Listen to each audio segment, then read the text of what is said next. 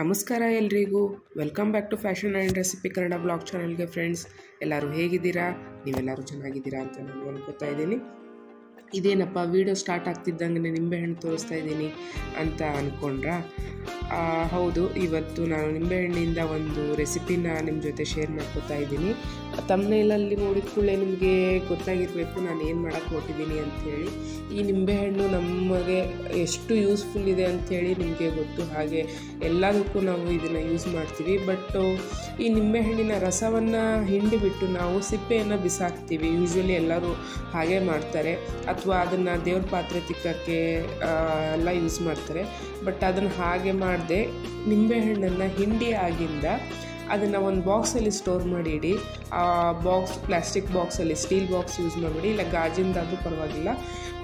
ನೀವು ಹಿಂಡಿದಂಥ ಲಿಂಬೆಹಣ್ಣನ್ನು ಅದರಲ್ಲಿ ಹಾಕಿಬಿಟ್ಟು ಅದ್ರ ಮೇಲೆ ಒಂದು ಸ್ವಲ್ಪ ಉಪ್ಪು ಉದುರಿಸ್ತಾ ಬನ್ನಿ. ನೀವು ಹೇಗೆ ನಿಂಬೆಹಣ್ಣಿನ ಸಿಪ್ಪೆ ಹಾಕ್ತೀರಾ ಹಾಗೆ ಅದ್ರ ಮೇಲೆ ಸ್ವಲ್ಪ ಸ್ವಲ್ಪ ಉಪ್ಪು ಹಾಕ್ತಾ ಬನ್ನಿ. ಅದು ಚೆನ್ನಾಗಿ ಕಳಿತಾ ಬರುತ್ತೆ. ಕಳಿತಾಗ ಈ ರೀತಿ ಕಾಣುತ್ತೆ. ನಾನಿಲ್ಲಿ ತೋರಿಸ್ತಾ ಇದ್ದೀನಲ್ಲ, ಈ ರೀತಿ ಕಾಣಿಸುತ್ತೆ.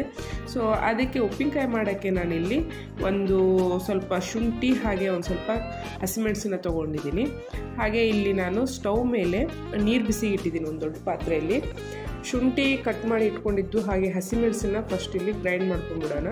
ನೀರು ಹಾಕದೇನೆ ಹಾಗೆ ಗ್ರೈಂಡ್ ಮಾಡ್ಕೋಬೇಕು, ಫೈನಾಗಿ ಪೇಸ್ಟ್ ಮಾಡ್ಕೋಬೇಕು. ಅದು ಫೈನಾಗಿ ಪೇಸ್ಟ್ ಆಗೋ ಅಷ್ಟೊತ್ತಿಗೆ ಇಲ್ಲಿ ನೀರು ಕುದಿ ಬರೋಕ್ಕೆ ಶುರು ಆಗಿದೆ. ಹಾಗೆ ಇದಕ್ಕೆ ಒಂದು ಸ್ವಲ್ಪ ಉಪ್ಪು ಹಾಕೋತಾ ಇದ್ದೀನಿ. ಉಪ್ಪು ನೋಡ್ಕೊಂಡು ಹಾಕ್ಕೊಳ್ಳಿ, ಯಾಕಪ್ಪ ಅಂದರೆ ನಾವು ಹೋಳಲ್ಲೂ ಸಹ ಉಪ್ಪು ಹಾಕಿರ್ತೀವಿ, ಹಾಗಾಗಿ ಸ್ವಲ್ಪ ಉಪ್ಪು ಹಾಕ್ಕೊಳ್ಳಿ. ನೆಕ್ಸ್ಟ್ ಬೇಕಂದರೆ ಮತ್ತೆ ಹಾಕ್ಕೋಬೋದು. ಹಾಗೆ ಮತ್ತು ನಾನು ಇದಕ್ಕೆ ಒಂದು ಸ್ವಲ್ಪ ಅರಿಶಿನನೂ ಸಹ ಹಾಕಿದ್ದೀನಿ. ಈಗ ಇದು ಚೆನ್ನಾಗಿ ಕುದಿ ಬರ್ತಾ ಇದೆ. ಆ ಟೈಮಲ್ಲಿ ನಾನು ಇದಕ್ಕೆ ಗ್ರೈಂಡ್ ಮಾಡಿಟ್ಟಿರುವಂತಹ ಈ ಪೇಸ್ಟನ್ನು ಹಾಕ್ಕೋತಾ ಇದ್ದೀನಿ. ಫೈನಾಗಿ ಪೇಸ್ಟ್ ಆಗಿದೆ ಇದು. ಇದನ್ನು ಹಾಕ್ಕೊಂಡ್ಬಿಟ್ಟು ಚೆನ್ನಾಗಿ ಮಿಕ್ಸ್ ಮಾಡ್ಕೊತಾ ಇದ್ದೀನಿ. ಈ ಜಿಂಜರು ಮತ್ತು ಹಸಿಮೆಣಸು ಯೂಶ್ವಲಿ ಖಾರಕ್ಕಾಗಿ ಹಾಕ್ಕೊಂಡಿರೋದೊಂದು ಸ್ವಲ್ಪ. ಜಿಂಜರು ಗೊತ್ತೇ ಇದೆ ನಮಗೆ ದೇಹಕ್ಕೆ ಎಷ್ಟು ಒಳ್ಳೆಯದಿದೆ, ಹಾಗೆ ಲಿಂಬೆಹಣ್ಣು ಎಷ್ಟೆಲ್ಲ ಉಪಯೋಗ ಇದೆ ಅದರಿಂದ ಅಂತ ಹೇಳ್ಕೊಂಡು, ಅದರ ಸಿಪ್ಪೆ ಸಹ ಅಷ್ಟೇ ಚೆನ್ನಾಗಿ ಉಪಯೋಗ ಬರುತ್ತೆ ನಮಗೆ. ಹಾಗಾಗಿ ಈ ಥರ ನಾವು ಮಾಡ್ಕೊಳ್ಳೋದ್ರಿಂದ, ಉಪ್ಪಿನಕಾಯಿ ಮಾಡಿ ಇಟ್ಕೊಳ್ಳೋದ್ರಿಂದ ನೀವು ಸ್ವಲ್ಪ ಸ್ವಲ್ಪ ಪ್ರಮಾಣದಲ್ಲಿ ಮಾಡಿಕೊಂಡ್ರೂ ನಿಮಗೆ ತುಂಬ ದಿವಸ ಬರುತ್ತೆ. ಈ ರೀತಿ ನೀವು ಉಪ್ಪಿನಕಾಯಿ ಮಾಡ್ಕೊಳ್ಳೋದ್ರಿಂದ ನಿಮಗೆ ಬಾಯಿ ರುಚಿ ಕೆಟ್ಟಿರುತ್ತೆ. ಆಮೇಲೆ ಜ್ವರ ಬಂದಾಗ, ಶೀತ ಆದಾಗ ನಿಮಗೇನೋ ತಿನ್ನಬೇಕು ಅನ್ನಿಸ್ತಿರಲ್ಲ, ಆ ಟೈಮಲ್ಲಿ ನೀವು ಒಂದು ಸ್ವಲ್ಪ ಬಿಸಿ ಅನ್ನಕ್ಕೆ ಈ ಉಪ್ಪಿನಕಾಯಿ ಹಾಕ್ಕೊಂಡು ಕಲಿಸ್ಕೊಂಡು ತಿಂದ್ರೂ ಚೆನ್ನಾಗಿರುತ್ತೆ. ಇಲ್ಲ ಹಾಲು ಅನ್ನ ಊಟ ಮಾಡ್ಬೇಕಾದ್ರೆ ಸೈಡಲ್ಲಿ ಇದನ್ನು ಹಾಕ್ಕೊಂಡು ತಿನ್ನೋಕ್ಕೂ ತುಂಬ ರುಚಿಯಾಗಿರುತ್ತೆ. ನಮ್ಮ ಮನೆಯಲ್ಲಿ ಯೂಶ್ವಲಿ ಉಪ್ಪಿನಕಾಯಿ ಮಾಡಿಟ್ರೆ ನಾವು ಹುಷಾರಿಲ್ಲಾರ್ದಾಗ ಇದನ್ನು ಪ್ರಿಫರ್ ಮಾಡುತ್ತೀವಿ. ಯಾಕಪ್ಪ ಅಂದರೆ ಬೇರೆ ಉಪ್ಪಿನಕಾಯಿಗಿಂತ ಇದು ರುಚಿ ಚೆನ್ನಾಗಿ ಕೊಡುತ್ತೆ ಅಂತ ಹೇಳ್ಕೊಂಡು.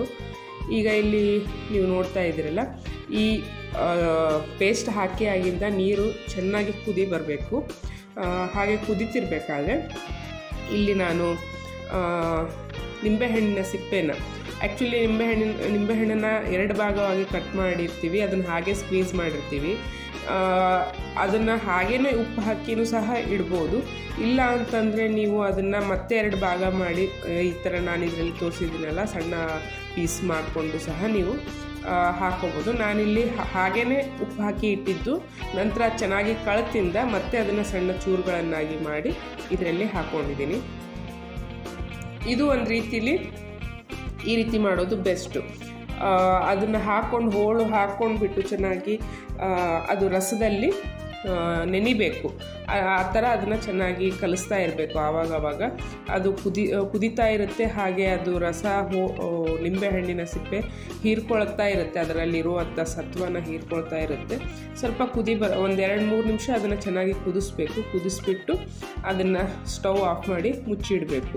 ನಿಮಗೆ ಇಲ್ಲಪ್ಪ ನನಗೆ ಇನ್ಸ್ಟಂಟಾಗಿ ನಾನು ಮಾಡಬೇಕು ಅಂತಂದರೆ ನೀವು ನಿಂಬೆಹಣ್ಣನ್ನು ನೀವು ಡೈರೆಕ್ಟಾಗಿ ಉಪ್ಪು ನೀರಲ್ಲಿ ಚೆನ್ನಾಗಿ ಕುದಿಸಿಬಿಟ್ಟು ಇದನ್ನು ರೆಡಿ ಮಾಡಿಕೊಂಡು ನೀವು ಅದಕ್ಕೂ ಹಾಕ್ಕೋಬೋದು, ಹಾಗೂ ಸಹ ಮಾಡ್ಬೋದು. ನಾನು ಸ್ಟೋರ್ ಮಾಡಿ ಇಟ್ಟಿರೋದ್ರಿಂದ ನಾನು ಈ ಥರ ತೋರಿಸ್ತಾ ಇದ್ದೀನಿ. ಇಲ್ಲಿ ನೋಡ್ತಾ ಇದ್ದೀರಲ್ಲ, ಪೂರ್ತಿ ತಣ್ಣಗಾಗಿಂದ ಈ ರೀತಿಯಾಗಿ ಆಗುತ್ತೆ ಉಪ್ಪಿನಕಾಯಿ. ಹುಷಾರಿಲ್ಲದಾಗ ನಾಲಿಗೆ ರುಚಿ ಕೆಟ್ಟಾಗ ಒಳ್ಳೆ ಟೇಸ್ಟ್ ಕೊಡುತ್ತೆ ಫ್ರೆಂಡ್ಸ್. ನೀವು ಇದನ್ನು ಒಂದ್ಸಲ ಮನೆಯಲ್ಲಿ ಟ್ರೈ ಮಾಡಿ.